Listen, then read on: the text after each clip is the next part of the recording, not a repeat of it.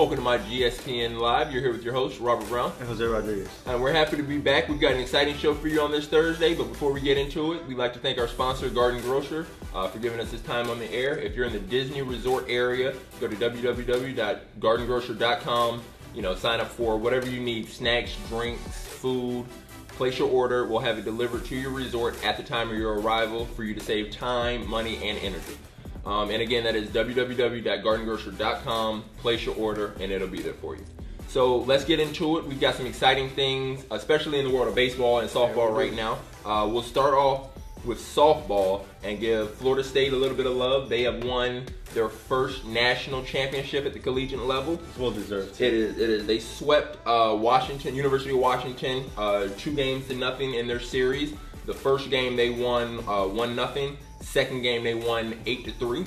Both games Megan King pitched and she went all 7 innings in both games. It was crazy. The only game I actually watched in that series was the elimination game against Georgia Tech, and that was one of the most dominant performances I've ever seen pitch from Megan King, and she literally obliterated Georgia Tech. She was unhittable. The defense was on point, her pitching was on point, and obviously the offense was on point. Especially in their game one. It was a low scoring 1-0, but her pitching had a lot to do with that. Pitched 7 innings. She did give up 5 hits, but she still had a tremendous control of the ball and control over the game. Game 2, kind of got away from her a little bit, still in control, but other than those 5 hits, she did give up 3 runs, so the control wasn't quite as good as game 1, but it was good enough to get them to sweep in the national championship. And that's the thing, the team recognizes the effort that their pitchers putting up day in, day out, and the offense had to step up, and they did in a major way, scoring the runs that she needed, because, you can't win a game with only 1 run. So they noticed that last game. They're like, look, you're a little tired, you're going to give your all, so we're going to give your all back. And they backed her up. Bats came alive. 100%, exactly. The bats came alive, and they got the W, and they celebrated in the dugout. And we'll go into Big Brother sport, baseball. There's a lot of baseball and a lot of exciting baseball for the Central Florida area. Oh, yes. We'll start off, before we get into talking about the MLB draft and talk about the baseball tournament. Same tournament as the women's softball, but we're just a little bit behind in men's. We'll start off with Stetson. As we told you, they got their first regional that they got to host at Stetson, and they swept through the regional. They currently have an 18-game winning streak, and they were led during that regional by Logan Gilbert, who you know well, and we'll actually be hearing about him a little bit later. We've got some great information, and I guess a really exciting time for him and his family. Oh yeah, man. The kid deserves. He's pretty much their ace. He started pitching, junior year of high school, which was my senior year of high school. We went to the same high school, Kaiva High School. And it's, been amazing. So this kid, I've never seen so much work ethic. He was one of those kids that you could say grew up a little too fast. He was always the tallest one, a little lanky, but that never stopped him. Kept working. Exactly, he kept working. He had the determination. His eye was on the money, on the prize, and that's what brought him up to Stetson. He was actually a walk-on. He got a little bit of scholarship money, and he made a name for himself. Became an ace. Only lost 1 game in the last 2 years that he's pitching there. ERA sub-2, amazing, and he's been the one that enabled for this team to have the 18-game winning streak. Definitely. And to continue on to that, another guy, Jonathan India, which was a big part in the Central Florida area. He also got to play for the Florida Gators. These 2 guys are kind of similar, and obviously not in the position-wise, because one's a pitcher, one's an infielder, but they are similar because they won in the MLB drafts. They all went in the first round. And actually, speaking of Florida, we've got FAU and University of Florida. They played in the Gainesville region of that NCAA tournament. Florida is the #1 overall seed. They've got a pretty big scare against Florida Atlantic. We don't necessarily want to see those teams in Florida match up against each other because someone has to lose. Florida is #1, and sometimes it's better to be lucky than good, but they show why they're #1 by advancing. They were led, like you said, Jonathan India, fantastic player. You'll be hearing about in the draft in a second. The last team we have is the #7 overall seed, and if Florida got a scare, Florida State got knocked out. Mississippi State came up to Tallahassee. They hosted their regional, and they eliminated the #7 team in the College World Series tournament. So kudos to Mississippi State. Wish they could have lost to Florida State. We could have another Florida team. Two of them lost. Being in Florida, we always love Florida. We got to show our love to where we're from, Yeah. but you also got to give credit where it's due. The Mississippi better State team did won. their thing. Yep. Exactly. So Now, moment we've been waiting for, the MLB draft. We've got the top 6 in here, and then we've got either, it's Florida, either when you went to a school in Florida or you got drafted out of high school from Florida. So yeah, we got a couple kids that actually went straight out of high school to the draft. So it's pretty crazy. So we've got number 1 right-handed pitcher Casey Mize from Auburn University. I spent some time in Alabama at UAB. Auburn is a huge school. It's really Auburn, Alabama, and it's one of the biggest rivalries I've seen. So, he understands it. He's going to Detroit. He'll be in a city that's on the move and is growing. So they're rebuilding right now, and he's going to be a major key to that rebuilding addition. He'll be ready for that adversity going. Of course, and the cool thing is, he went from being an Auburn Tiger to a Detroit Tiger. Yeah. So the mascot doesn't change here. So in a pretty cool way, that just sets off the tone for him. He's been a Tiger all his life at Auburn, so he knows what he has to do in and out, and it's not going to change whether it's at the collegiate level or the pro level. He's going to go in there and show out and show why he's the number 1 seed in the draft. So right. Now jumping then to the number 2 spot is going to be San Francisco Giants. They drafted out Joey Bart from Georgia Tech, and this guy is probably without a doubt the most complete player coming out of college into the draft. He was previously drafted when he was in high school, but not in the first round, in the second round.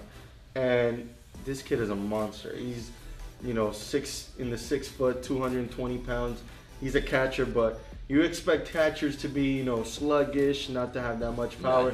This kid is athletic. He can run, he can throw, he can do pretty much anything. You can play him anywhere in the field, and he'll also give you the 100% that he's giving you behind the dish. And I mean, he landed in a good spot. San Francisco, they're constantly battling for playoff spots and for World Series. So, even with a down year, them having, such a high pick, he'll be able to step in there and he's give him a boost. I feel like he's going to come up in the next 2 years. They have a great catcher right now in Buster Posey, and he resembles a lot Buster Posey. Buster Posey was coming up real fast through the farm system, came up as soon as he came up.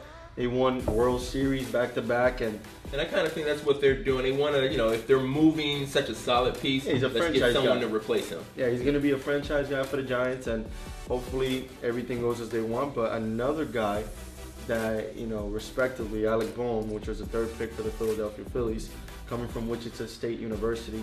This guy is huge. He's literally like 6'7". People don't expect him to play third base all his life, but Aaron Judge type guy. Exactly. Aaron might be in the outfield, he's in the infield, but he has that type of power, that type of frame. Exactly that. He can hit it. We'll skip down a little bit, just one spot to number 5. We told you about Jonathan India. He was selected 5th overall to the Cincinnati Reds. I know you know a little bit about him and his power, the way that he can, do a little bit of everything on the field. Yeah, this guy, another one, a good comparison will be, he's like a mixture of an Alec Bohm, which was picked 3rd, and a Joey Bart that was picked 2nd. Again, big type, not as tall, but built when it comes to muscle-wise. He's the most athletic one, I say, in this whole top 10 pick in the draft. This guy got drafted as a 3rd baseman, but he can also play shortstop, which is by far the most athletic position in the whole diamond of baseball. And again, he could come up as a 3rd baseman, but if the Reds need him to play second base or shortstop or first base, he'll do it without. And he has the power. I think Alex Bohm probably might have the most power. That having a little bit to do with his size being so huge, but this guy has a great swing. And I was watching him in that game that they got to play against FAU. Great swing. He looks so smooth and under control. Yeah. He's just someone that, someone who's not a huge baseball guy. I don't really have the eye for it, but even me, I see him and I can see that there's something special there. And not only that, you see when you see him play, he's having fun. Yeah. It doesn't matter what he's doing. He's always big smiles. He reminds me a little bit of Francisco Lindor, another pre-graduate from Montverde. And, he's actually doing a lot of big things in Cleveland with the Indians. But, to drop down into the list, another high school kid that is here from Florida, from UGally, is Carter Stewart. He was picked by the Braves, so he's staying close to Florida. And cool story about this kid is that, he was actually supposed to go a little further up in the draft. But since him being from high school, some teams they only get a 1 pick overall years to come, and they didn't want to risk it. So they're scared about exactly. They might need someone right now to help improve. Exactly. Someone that'll be out of the farm someone system. kind of like a Casey Mice. Yep. Exactly that. We want to stay. He's actually the second high school player selected, the first high school player from Florida selected in this draft. We'll drop down to number 13, the Miami Marlins, a Florida team. They got Connor Scott from Plant High School in the Tampa area. So they kept a Florida kid in home. I mean, This is probably, he might have grew up wanting to play in Miami. He's actually, in an interview from MLB Network, he's actually a pretty good fan for the Miami Marlins. And even better. Even in the draft, when everything was coming up, he knew he was going to get selected. Actually, he didn't expect to be selected so far, so close to the first round or the first seed. But when he was selected, he's actually going to get close either by the Marlins or the Braves. So being almost right next to each other, the 8 and the 13th spot, he wasn't that surprised, but he's actually glad to stay home. So that's pretty good for him now. We got a guy going all the way to the other side of the country. I know you'll miss him. No, I mean, this guy, we pretty much played baseball all my high school career. Logan Gilbert, he went 14th. He was actually expected to go a little bit further down. Nobody really expected me, and even the scouts and the MLB experts didn't expect him to go this close. But Seattle Mariners, they picked Logan Gilbert coming out of Stetson, as we spoke briefly. This kid is, electric. 2-time ASUN Pitcher of the Year for this conference. Not only that, he only lost 1 game when it comes to the whole 2 years he's been at Stetson.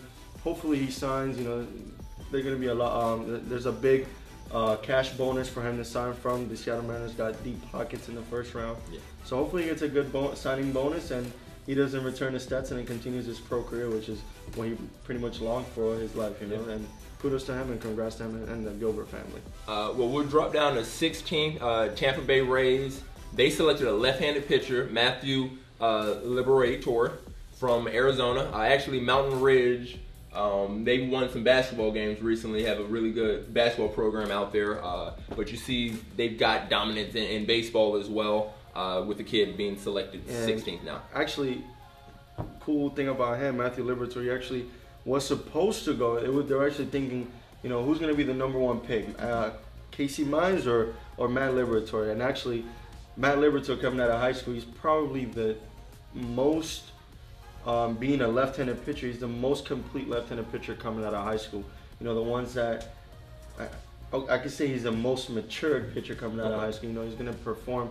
The only reason that he didn't go, as far up, my, thing is that I'm pretty sure they didn't want to spend too much money because this kid, he's going to be an expensive one and he's going to be a good one to come. So again, there's going to be a future ace, future relief or even a closer. And they compare him actually to Andrew Miller, which is a pretty good setup pitcher for the Cleveland Indians as well. Funky left-handed style, throws hard, controls, pinpoints the fastball, has a nice breaking ball. So again, the kid got a bright future. Yeah. We go to number 18 right now, another kid from the University of Florida. He's a right-handed pitcher, Brady Singer. Mm-hmm. A fantastic young man as well. I got to hear some of his interviews after these past few games. Yeah. He's doing a fantastic job, so congratulations on being 18th. We've got the number 26, Boston Red Sox. It's another Florida high school kid being selected in this first round. First base, third baseman, Tristan Casa from American Heritage. I mean, we talk about them just about every show. They're dominant in so many sports. Yeah. And then our last team on our list is the 27th pick, the Washington Nationals selected Mason Dimberg, a right-handed pitcher from Merritt Island, Florida, another high school player selected. So, I mean, you see the immense amount of talent that, either our Florida high schools or Florida colleges have been able to retain and keep in the state. And they're going off to first round MLB picks. And actually, we're back to Tristan Casas. He's actually coming out of high school, one of the most power compared to college and even pro. He's a pure power hitter. Yeah. And scouts say that he's not going to be able to play third base in the pros due to the mobility issues, not as agile, and he seems he fits the first baseman type more. Yeah. And that's what actually Boston needs right now. They don't have a first baseman.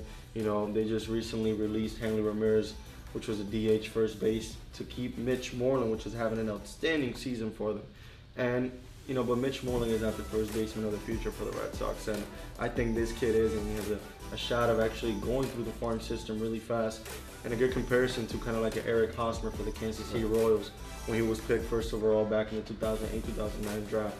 So again, he's one of these guys right here are one of the top stars in the near future to come. So kudos to them and congrats to all their Get a little early look at some of tomorrow's superstars. Exactly that. So now we'll transition from baseball to hockey. There's not too much going on in hockey except the championship series. Cup, exactly. Yeah, so we had game 4 the other night. We weren't able to talk to you about it. A lot of goals scored, 8 total, and every goal was scored by a different player. So we'll jump into it. Vegas did lose to Washington Capitals 6-2. Washington has a 3-2 series lead. We'll start off with Vegas. James Neal, Riley Smith, both scored goals. That's their 2. Yep. For Washington, TJ Oshie, John Carlson, Brett Connolly, Michael Kempney, and Devontae Smith-Paley, Tom Wilson scored their 6 goals. That's balance. That's something you want to see. I mean, as a team, that's what you want. Yeah. You don't want just that one star player, and let's say that one star player is having an off day. Yep. Things may happen, and again, out of everything else that's going on, you don't want that to affect your game. And the Stanley Cup is the Stanley Cup. It's like the World Series of hockey. Yeah. Hockey. And they got to go out and represent. Vegas being such a young team, a lot of people expect them to lose, but I'm actually rooting for the Vegas Knights. Yeah. I like the underdogs. They played great in their division, and the Capitals are a renowned team in the East, and they're known for winning. So I actually want somebody to upset them. And the Capitals superstar actually had 1 assist. He didn't score. Alexander Ovechkin, and that's what he is known for, is just putting that ball in the net, or the puck in the net. I'm sorry. Yeah, the ball in the net's coming now, which is basketball. Game 5 for that will be tonight, June 7th at 9 o'clock. I'm sorry. So please tune in for that. And now we transition into basketball. NBA Finals happened last night. Game 3. 3 straight wins for Golden State. No team has ever come back from 3-0 down, so we can basically start edging, put that name in the trophy. It's going to Golden State. Up until last night, I was handing the MVP to Steph Curry with not even a question. KD just stepped up and did what he does. LeBron did what he did in the 110-103 loss. He had 33 points, 11 assists, 10 rebounds. He now has one more 30-point game in his playoff history than Michael Jordan did. Kevin Love stepped up again. He's been helping. He had another double-double, 20 and 13. Yeah, and I don't want to hear it from LeBron. There's no excuses. If there's been one other consistent guy for the Cavaliers lineup, it's been Kevin Love. I know he's not putting up the 40, 35 points that he was putting up for the Timberwolves a couple years back. But obviously, he's not the same man that you got from that LeBron trade. has to have the ball. He's not allowed to do all the things that he used to do. He used to he carried a franchise. He doesn't have to anymore. He gets to be a supporting piece to somebody who dominates the ball. And by a supporting piece, by still putting up 20 points in the past 3 games, you're doing more than enough. The one that I think needs to step up and the one that needs to do more work is J.R. Smith. He had 13. 13 points is not enough, though, if you're trying to be the shooting guard for LeBron. And Rodney Hood stepped up and gave you 15 and 6 off the bench. Wasn't really expecting anything from him. Wasn't really expecting him to play. So, see a Duke guy go in there and step up and have a great game. That's huge. Now we go to the winning team, and there's a lot of names on this, kind of like the Capitals we just read, where everyone scored a goal basically. They got contributing pieces from basically everybody on their team. No, not only that. What I like about the Warriors and why I feel like they deserve another championship is because you say it often. If someone's hot, give them the ball. I know Steph Curry's the face of the franchise, he was off. He couldn't make a shot. 11 points, 6 assists, 5 rebounds. Now Clay was also off 10 points. Draymond also off with 10 points. I'm okay with Draymond's 10. The thing that gets me with him, he only had 2 rebounds. So Draymond's going to have 6, 10 points. He's not going to score that much.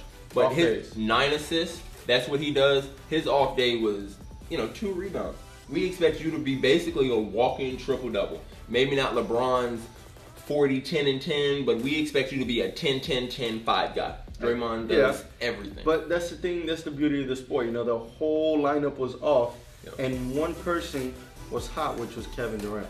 And the great thing about it is, Clay wasn't selfish. Not at all. Steph wasn't selfish. Iguodala coming back after injury, he played. He only had 8 points. Yeah, he wasn't selfish. Livingston gave you 8 points, and Jordan Bell came off the bench and gave you 10 points, 6 rebounds in 12 minutes. If you think about it, that's all you need. KD just had 43. Yeah. If Steph and Clay don't play well, and you have all of these other guys playing that way, you're still probably going to win. And then you throw in 43 points, 13 rebounds, 7 assists, and a dagger from about 40 feet in front of him. Not only that, this kind of reminds me of the other game when Clay had 60 points. The whole team was struggling, but who was hot? Klay Thompson. And my favorite thing I think about the Warriors are when somebody's going, watch the bench. Steph may be in the tunnel. He may be celebrating. They do some of the best cheers, and they care for each other as a team so much. I think that's why they win, and while there's no selfishness. They'll constantly beat Cleveland. They're a family, and you look at Cleveland, and I see individual pieces. Oh yeah, you look at LeBron sits in the bench, and the air gets thin. They don't want to talk, they don't want to laugh. It's it's not fun. You're not playing the game, and you're not having fun. You're just contributing to somebody getting another trophy in the trophy case, and that's not fun. You do get to be in the finals. Yeah, I guess. I won't have fun for 100 and something games if I can be in the finals. Well, we thank you. Any student athlete that would like to be featured on our show, please send us in any videos or highlights to videos at myGSPN.com. Again, this show today was brought to you by Garden Grocer.